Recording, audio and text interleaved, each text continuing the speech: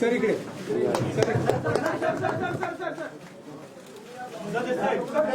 Sir इकडे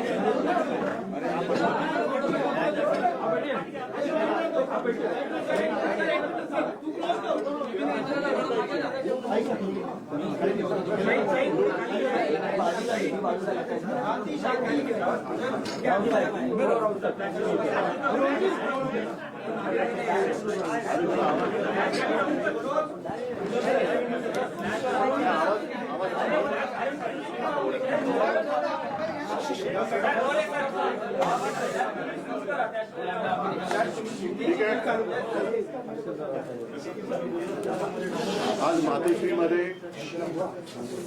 बिहारचे लढवय्ये मुख्यमंत्री आणि उपमुख्यमंत्री नितीशजी आणि तेजस्वी हे पहिल्या प्रथम आलेले आहेत आणि लढवय्या शब्द वापरल्यानंतर इथे त्यांचा येण्याचा हेतू हा आपल्याला सगळ्यांना कळला असेल. देशामध्ये एकूणच लोकशाहीची हत्या होते की काय असं चित्र दिसतंय आणि लोकशाही वाचवण्यासाठी सर्वच, नुसते मी विरोधी हा शब्द नाही वापरणार, तर विरोधी कोणाचे विरोधी, तर जे लोकशाहीची हत्या करू इच्छित आहेत त्यांचे विरोधी असे सगळे देशप्रेमी पक्ष आणि जनता एकत्र करण्याचे जे आमचे प्रयत्न सुरू आहेत ते प्रयत्न आणखी बळकट करण्यासाठी नितीशजी आणि तेजस्वीजी आणि त्यांच्या सोबत त्यांचे सगळे सहकारी आलेले आहेत. त्यांच्या सगळ्यांचं मी स्वागत करतोय. आजच सर्वोच्च न्यायालयाचा निकाल सुद्धा आलेला आहे आणि मला खरंच एका गोष्टीचं समाधान आहे. मी वारंवार असं म्हटलं होतं की सर्वोच्च न्यायालयाचा निकाल हा केवळ शिवसेनेच्या भवितव्याचा नसेल, तर तो आपल्या देशातल्या लोकशाहीच्या बद्दल, लोकशाही जिवंत राहणार की नाही याबद्दलचा असेल. आणि माननीय सर्वोच्च न्यायालयाने आज जो निकाल दिलेला आहे त्याच्यामध्ये एकूणच सत्तेसाठी हपापलेल्या लोकांचं उघडं नागडं राजकारण हे त्यांनी त्याची पूर्णपणाने चिरफाड केलेली आहे. सगळ्यात महत्वाचं म्हणजे राज्यपाल महोदयांची जी भूमिका होती ती संशयास्पद, आता त्या संशयास्पद म्हणायला सुद्धा काही अर्थ राहिलेला नाही, ती सरळ सरळ अयोग्य होती आणि एकूणच राज्यपालांच्या भूमिकेचं सुद्धा वस्त्रहरण झालेलं आहे. मग ते दिल्लीच्या बाबतीत असेल, इथल्या बाबतीत असेल. आणि राज्यपाल ही यंत्रणा ही एक आतापर्यंत आदरयुक्त अशी यंत्रणा होती, पण राज्यपाल यंत्रणेचे धिंडवडे ज्या पद्धतीने शासनकर्ते काढतायत ते बघितल्यानंतर आता याच्या पुढे राज्यपाल यंत्रणा ही अस्तित्वात ठेवावी की नाही हा सुद्धा एक मोठा विचार मला असं वाटतं सर्वोच्च न्यायालयापुढे आपल्याला न्यायला पाहिजे. तूर्त सर्वोच्च न्यायालयाने जो निकाल दिलेला आहे त्याच्यामध्ये राज्यपालांना अधिवेशन बोलवण्याचा अधिकार नव्हता, त्यांनी बोलवण्याची गरज नव्हती वगैरे वगैरे सगळे आता आपण डिटेलमध्ये गेल्यानंतर कळेल. पण अपात्रतेचा निर्णय हा त्यांनी अध्यक्षांवरती जरी सोपवला असला तरी पक्षादेश हा त्यावेळेचा जो पक्ष म्हणजे माझी शिवसेना त्या शिवसेनेचाच राहील. आता अध्यक्ष महोदयांना सुद्धा याच्यामध्ये वेळ न काढता लवकरात लवकर निर्णय घ्यावा याच्यासाठी आम्ही आता मागणी तर करूच. हा एक भाग झाला. लेकिन आज नीतीश जी और तेजस्वी जी आए हैं, मैं आपका स्वागत कर ही रहा हूं और लड़ाई तो आज शुरुआत हो गई है. मैंने जैसे अभी अभी आपको कहा जब हम अंदर बात कर रहे थे तो एक ज्याला शुभ शकुन असं म्हणतो कि इतने दिनों से हमारी लड़ाई चल रही थी सर्वोच्च न्यायालय में, आज आप भी आ गए और वो निर्णय भी आ गया. इस देश में अब प्रजातंत्र उसकी रक्षा करना हमारा काम है. जैसे सर्वोच्च न्यायालय ने कहा कि अगर मैं रिजाइन नहीं करता, मैं इस्तीफा नहीं देता तो शायद मैं वापस मुख्यमंत्री बन जाता. मैं मेरे लिए नहीं लड़ रहा हूं, मेरी लड़ाई जनता के लिए है, मेरे देश के लिए, मेरे राज्य के लिए है. और भले हम इसके पहले राजनीति में विवाद तो होते रहते हैं, लेकिन एक मत तो हमारा हो गया है कि इस देश को हमें बचाना है, संविधान को बचाना है. और इसलिए आप यहाँ आए हैं, हम मिलकर पूरे, आप तो पूरे देश में घूम रहे हैं, सबके घर जा रहे हैं, हम सब मिलकर ये जो अपने देश को फिर से एक बार गुलाम बनाना चाहते हैं उनको घर भेजेंगे. और मुझे पक्का भरोसा है पूरी जनता हमारा इंतजार कर रही है.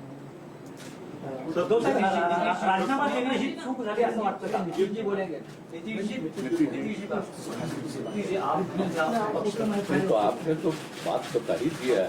हम सब लोग तो आए ही हुए हैं इनसे मिलने के लिए. बातचीत तो बहुत होती रहती थी, लेकिन ये तय था कि एक लोग आएंगे. इन्होंने आज ही का समय दिया और आज जो इनका मामला था जिसके बारे में जानते ही हैं, इनके साथ जो अन्याय हुआ था, अब जिस तरह से जो फैसला आज आ गया तो बहुत अच्छा हुआ है. अब तो इन्होंने खुद ही बता ही दिया है. और किसी भी प्रकार से एक तो आश्चर्य की बात है कि पार्टी के नाम को कैसे कोई बदल सकता है. तो इन सब चीजों को लेकर के तो हम लोग सब दिन तो अपनी बात अपना इनके साथ हम लोग रही हैं, लेकिन अभी जो हम लोग आए हुए हैं उसका मकसद इन्होंने बता दिया. हम लोग चाहते हैं कि पूरे देश में अधिक से अधिक पार्टियां एकजुट हों और मिल करके हम लोग लड़ेंगे. तो आज जो केंद्र में है वो पूरे देश के लिए कोई काम नहीं कर रहे हैं और समझ लीजिए इतिहास बदल रहा है.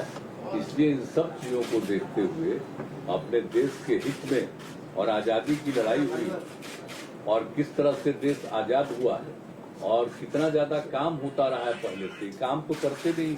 अब आप सब लोग मीडिया के साथी, हम आपका नमन करते हैं, आपके हम खिलाफ नहीं कुछ बोल सकते, लेकिन हम जानते हैं ना कि आप लोगों के ऊपर भी किस तरह से किया है कब्जा.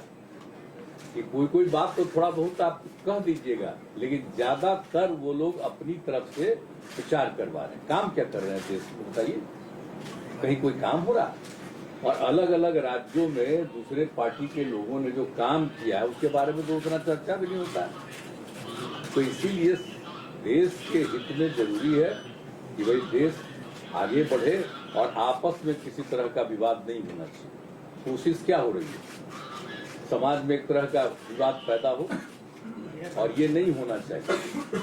सब में एकता, हिंदू मुस्लिम कोई भी जाति के हों, सब में कोई विवाद नहीं होना चाहिए, एकता रहनी चाहिए. तो हम लोग तो यही चाहते हैं कि ज्यादा से ज्यादा पार्टियां एक साथ मिल करके काम करेंगी. और इस बीच में बहुत लोगों से बातचीत हो गई है आज तो इनसे ऐसे हमारी बात हम लोगों की होती रहती आई है, आज भी बात करेंगे। अब इसके बाद ये तय होगा कि कब मीटिंग सब लोगों की होनी। तो अभी तो एक राउंड आप जानते ही हैं, पिछले महीने भी हम लोगों ने बातचीत किया और जिस तरह से बातचीत हुई है अनेक पार्टियों से, बहुत लोगों से बहुत अच्छी बातचीत हो गई है। अब उसके बाद आगे जो करना होगा वो हम लोग करेंगे। सर लेकिन अभी तो आए हैं, बस यही मकसद है इनका और हम लोगों का विचार तो एक ही है ना, भाई देश के हित में काम करेंगे। कोई तरह से जो हमारा पुराना इतिहास है देश का उसको बिल्कुल कायम रखेंगे। तो ये सब चीजों के लिए करेंगे। ये लोग तो अपना कर रहे हैं ना, ये लोग आजादी की लड़ाई से क्या मतलब था, इनको कोई मतलब नहीं। अब वो सोच लीजिए कितना कोई काम हो रहा है, अपने अपने ढंग से नई नई चीजों का नामकरण कुछ भी होते रहता, तो विचित्र बात है। तो इसीलिए जरूरत इस बात की है कि एकदम पूरे देश को एकजुट करना है और आगे बढ़ाना है। तो अगर सभी लोग एकजुट होकर के करेंगे और उनका जब मुकाबला होगा अगले साल के चुनाव में, लोकसभा के चुनाव में, तो खूब अच्छी तरह से सफलता इधर मिलेगी और फिर देश सही दिशा में आगे बढ़ जाएगा। सर सवाल उसके दो पक्ष, पहला पक्ष ये है, आपने कहा लड़ाई में अपने लिए नहीं लड़ रहा हूँ, मैं जनता के लिए लड़ रहा हूँ। मेरा सवाल यहाँ से इसके दो पक्ष ये है कि पहला तो ये कि क्या अगर आप उस वक्त इस्तीफा नहीं देते तो आज आपकी लड़ाई और ज्यादा मजबूत होकर उभर के सामने आती। पहला मैं मानता हूँ, देखो इसके जिस नजरिया से आप देखते हो, ठीक है, कानूनी तौर पर मैंने इस्तीफा दिया शायद गलत हो सकता है, लेकिन नैतिकता अगर देखे तो जिन लोगों को मेरे पिताजी ने, मेरे पार्टी ने सब कुछ दिया, वो लोग उठकर मेरे ऊपर उंगलियां उठाए, तो उनके लिए मैं मेरा विश्वास या अविश्वास क्यों जताने की कोशिश करूं। तो ऐसे लोगों को अधिकार ही नहीं है मुझे सवाल पूछने का। जिन लोगों ने मेरे पार्टी से सब कुछ लिया और गद्दारी की, तो गद्दार लोग मेरे ऊपर अविश्वास लाए और उसका मैं सामना करूं, कैसे हो सकता है? ये तो गद्दार लोग हैं। आज तो कोर्ट ने कहा, और मतलब कोर्ट ने गद्दार नहीं कहा, लेकिन ये सारी बातें हैं। आज तो मतलब महाराष्ट्र में अब सरकार ही नहीं है। नैतिकता तो अभी जैसे मैंने नैतिकता का पालन किया, तो अगर इस मुख्यमंत्री में जरा भी कोई नैतिकता होगी तो मुख्यमंत्री उप मुख्यमंत्री ने इस्तीफा देना चाहिए, जैसे मैंने दिया। महाविकास आघाडीमध्ये सुद्धा जे सर्व प्रमुख नेते होते त्यांनी तुम्हाला म्हटलं होतं की राजीनामा देऊ नका, आपण फ्लोअर टेस्टला सामोरं जाऊ। तुम्ही भावनिक राजकारणाला महत्व दिलं नाही, असेल तो कदाचित आमच्या घराण्याचा गुण किंवा दोष असेल, पण मी जे आता म्हटलं की ज्या घराणी, ज्या पक्षांनी ज्यांना सगळं काही दिलं, सगळं काही घेऊन सुद्धा जे माझ्या पाठीत वार करायला निघाले, त्यांनी माझ्यावरती अविश्वास आणावा हे मला काही पटलेलं नाही। म्हणजे एक तर स्वतः गद्दार, त्यांनी विश्वासघात त्यांनी केला, विश्वासघात करणाऱ्यांकडून मला जर विश्वासदर्शक ठराव, अविश्वासदर्शक ठरावाबद्दल विचारलं जात असेल तर ते अयोग्य आहे। दो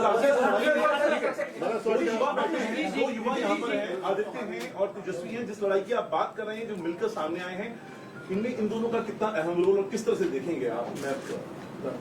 अभी क्या रोल, अभी क्या वो सिनेमा या नाटक थोड़ी है कि रोल कैसे रहेगा, ये देखो ऐसा रोल रहेगा।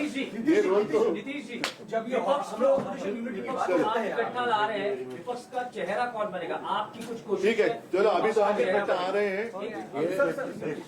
सबको एकजुट करना चाहते हैं, लेकिन अपना कुछ नहीं करना चाहते हैं, ये जान लीजिए। हम तो सिर्फ चाहते हैं कि सब एकजुट हो, मिल करके सब लोग लड़े और हम लोग मिल करके पूरा का पूरा सिद्धांत बना के चले और देश को आगे बढ़ाएं। लेकिन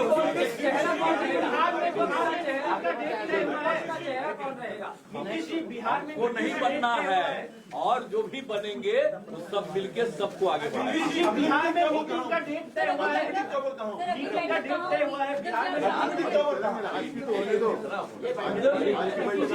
बिहार में मीटिंग बिहार में बताएंगे। उद्धव जी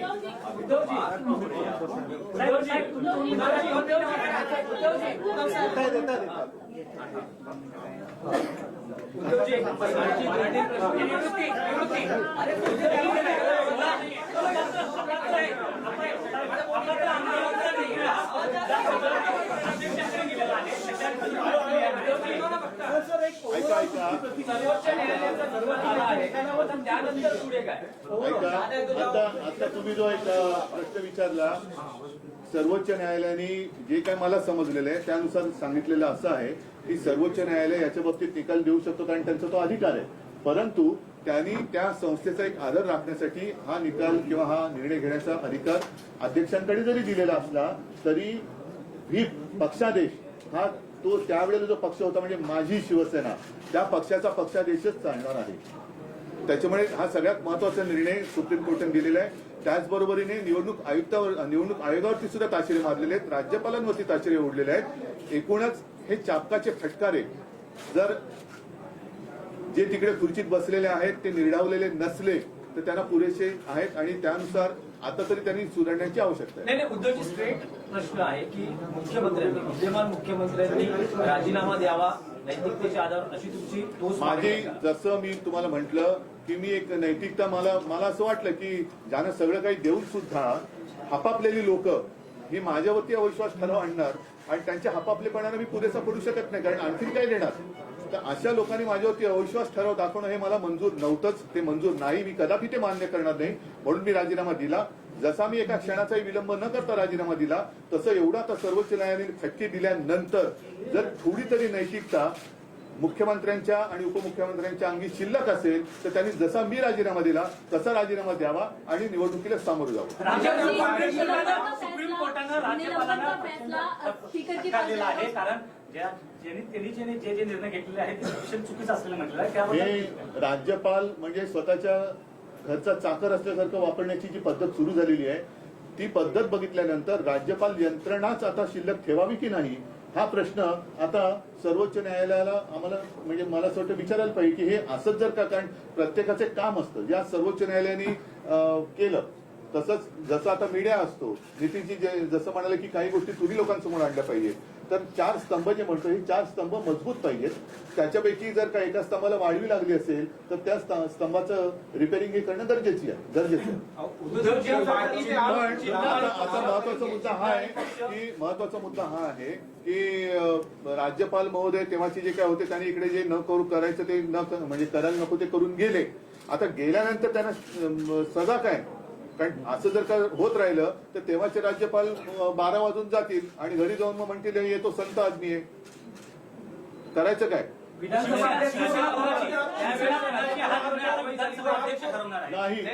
नाही अजिबात नाही.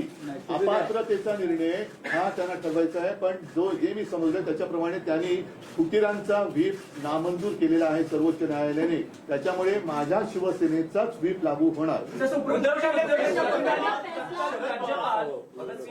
यांच्यावरही कारवाई झाली पाहिजे असं तुमचं म्हणणं आहे का? बिलकुल आहे. कारण नाहीतर ही प्रथा आणि हा पायंडा पडेल की त्यावेळेला राज्यपाल म्हणजे नाही तर राज्यपाल काय राज्यपाल ही संस्था म्हटल्यानंतर ती काय कॉम्प्युटर नाहीये. त्या व्यक्तीच्या जर का त्याच्या मर्जीप्रमाणे ती यंत्रणा चालायला लागली तर त्या व्यक्तीला किंवा काय जाब हा विचारला गेला पाहिजे. नाहीतर तो पायंडा पुढे पडेल. प्रत्येक राज्यपाल हेच म्हणतील की आम्हाला काय आमच्या काळात त्यांचे 12 वाजून जायचंय निकाल येईलपर्यंत आम्ही आमच्या घरी पोहोचलेलो असू. निवडणूक आयोगानं तुमचं महत्वाची चिन्ह काढलं पण आज कोर्टाने असं म्हटलेलं आहे निकाल देताना की शिवसेना त्यावर कोणी दावा करू शकणार नाही म्हणजे शिवसेना तुमच्याकडे राहील असं एक नक्कीच आहे. आणि तर मग आता चिन्ह आणि पक्षाबाबतीत आमचं आर्ग्युमेंट हेच आहे की निवडणूक आयोगाचं काम हे निवडणूक आयोगाने त्यांच्या चौकटीत केलं पाहिजे. निवडणूक आयोग म्हणजे ब्रह्मदेव नाहीये. राज्यपाल म्हणजे ब्रह्मदेव तर अजिबातच नाहीये. त्यांना आता राज्यपाल मानायची की नाही ती संस्थाच ठेवायची की नाही हाच आता एक विचार त्याची चर्चा झाली पाहिजे. पण निवडणूक आयोग हे निवडणुकीपुरतं मर्यादित असतं. मतांच्या टक्केवारीवरती एखाद्या पक्षाला मान्यता देणं नोंदणी देणं आणि त्याला निवडणूक चिन्ह देणं हे त्यांचं काम असतं. नाव देणं नाव काढणं हे त्यांचं काम नाही. आम्ही ते मानणार नाही. कारण शिवसेना हे नाव देताना निवडणूक आयोगाची परवानगी घेऊन बाळासाहेबांनी शिवसेनेची स्थापना केलेली नव्हती. त्याच्यामुळे कदापि शिवसेना हे नाव दुसऱ्याला आम्ही घेऊ देणार नाही. तो निवडणूक आयोगाचा घटनाबाह्य अधिकार आहे. कारण नाव धनुष्यबाण आणि हे त्या मतांच्या टक्केवारीवरती ठरवण्याचा अधिकार कदाचित किंवा निवडणूक आयोगाला आहे. जसं आता काही पक्षांची राष्ट्रीय पक्ष म्हणून मान्यता काढली ते तुम्ही मतांच्या टक्केवारीवरती नोंदणी करू शकाल पण नाव नाही काढू शकत. नाही असं आहे की उद्या मी निवडणूक आयुक्तांचंच नाव बदलून वेगळं काय केलं तर काय होईल. तर त्याच्यामुळे ते माझं शिवसेना नाव नाही काढू शकणार, काढू शकत नाही आणि आम्ही काढू देणार नाही. आम्ही शिवसेना म्हणूनच सर राहणार. निलंबन का फैसला स्पीकर के हाथ में है। सर निलंबन का फैसला स्पीकर के हाथ में है।